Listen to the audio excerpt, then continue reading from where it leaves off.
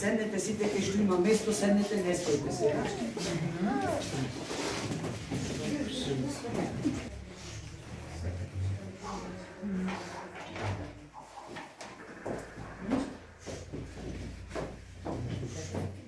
Ваната министерка, и си земам за право да и посакам добре дојде на министерката во Амбрела. Мислам дека за прв пат сега сте ова министерка. Ви благодарам на сите што дојдовте, споделиме со вас и затоа министерката не удостои со незиното присуство тука, директно да ви се обрати и да ви даде една добра надеж, би рекла ја, една добра можност да се реши конечно проблемот со лицата без лична документација. Големиот број тука министерки се токму лица без лична документација. Имаме тука и колеги, колешки од невладиниот сектор. Добар ден на сите, мене ми е навистина драго што сум денеска со вас. И не само како други пати да збориме кои се проблемите, туку да кажеме дека еден проблем од многуте проблеми го решивме. На последната седница на владата донесовме закон со кој што лицата без документи ќе може да ги остварат оние основни права кои што државата ги нуди за своите граѓани. Што тоа значи? Дека ќе може да аплицирате да добиете социјална помош или гарантиран приход сега, ќе може да ги остварите детските права за вашите деца, ќе може да ги запишете деца без проблем во школа и ќе може да добиете легитимација за да може да одите на лекар и да ги користите сите здравствени права кои што ви следуваат. Со овој пакет на права на некој начин го регулираме вашето живење во државата. Ова е еден чекор од проблем. Втор чекор е да најдеме начин како ќе си добиете жителство и државјанство, затоа што вие па сте тука. Со години сте тука, само што едноставно никој не нашол за сходно како да го реши ова прашање. Затоа сметам дека на овој начин сите што сте евидентирани во тој регистар, во управата за матична евиденција се сеќавате во 2018 од април до ноември вршевме попишување. Кои се тие луѓе што живеат, благодарение на јата, благодарение на сите, од граѓански сектор, од матично, од социјално, одеа и ве попишуваат. Сите 700 луѓе што сте во тој регистар, сега ќе можете да одите на лекар, децата во школа и од социјална заштита да ги добиете сите права.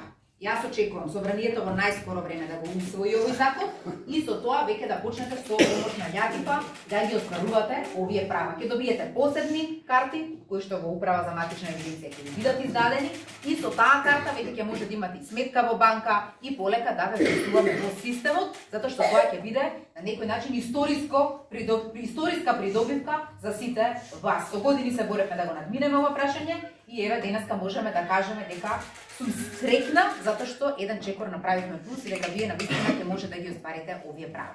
Јас од мене толку сега, другите ако имаат да кажат нешто плюс, добре дојдени и од вас чекам прашање. И после тоа одма си одите со љатите во управа, ве гледате дека се во регистар, законот вика сите што се во регистар да им се даде посебна карта и тоа. И за жената постојаниот посол. Исто. И документи немаат оние, не е венчана со мене, мислим дека... Она е венчана? Да. Па не изиследува ако е венчана, така? Па не му дава. Аха, а зошто ни дава? Она се уште не е. Србија венчана со тебе, само ти си заборавил да извадиш транска лична карта, така ли? Сега ќе треба да си извадиш транска лична карта и она ќе си добие државјанство на основ на тебе. Ама детето не сте го пријавиле зашто мајката немала документи, сега он е над колку е, над 18 години? Да. Колку е? Има. 23. Он ќе си во тој регистар е запишан. не Ја ти сме. века децава да не ни шетаат по улици, туку да си ги ставиме на работа, да си одат во школа, да не ни се случуваат вакви работи како до сега. Ем ги имаме децата, ем не сме ги На ставиле во година систем. има више како е до се, ама нешто ништо нема. Па тоа е законот го чекам. Нели Министерството за правда, владата го задолжи да изнајде соодветно решение да се добиете целосно решение. Јасмина, Да биде. Така е, така е. Јасмина малку има специфичен проблем, министер. Да видам. Комплициран.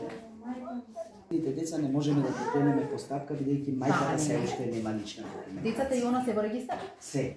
Сите ќе си добиете Дашавници. остварување на овие права.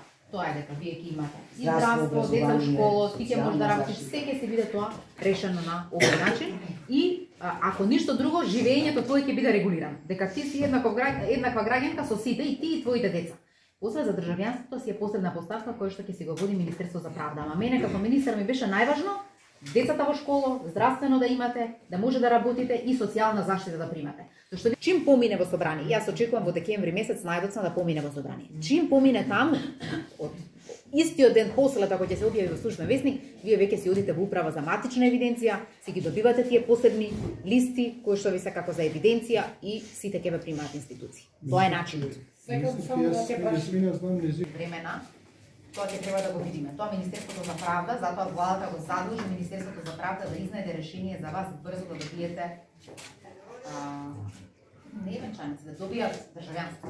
Сите што се евидентирани директно да добијат државјанство, да не комплицираме, иако тука има различни мнения, дебати околу тоа, но јас сум сигурна дека откако ќе го направиме овој прв чек, кога институциите ќе почне да размислуваат од човечки, не од бюрократски административен како до сега. Затоа што ова е тој чекор. Ние како политичка волја, како влада, сега институциите ги притискаме да почнат да ве гледат како луѓе дека поважно е вашите деца да се во школа и вие да имате лекар и да одите на работа, отколку нивната бюрократска процедура вика чим го немаш тој документ не можеш да влезеш во систем. А при тоа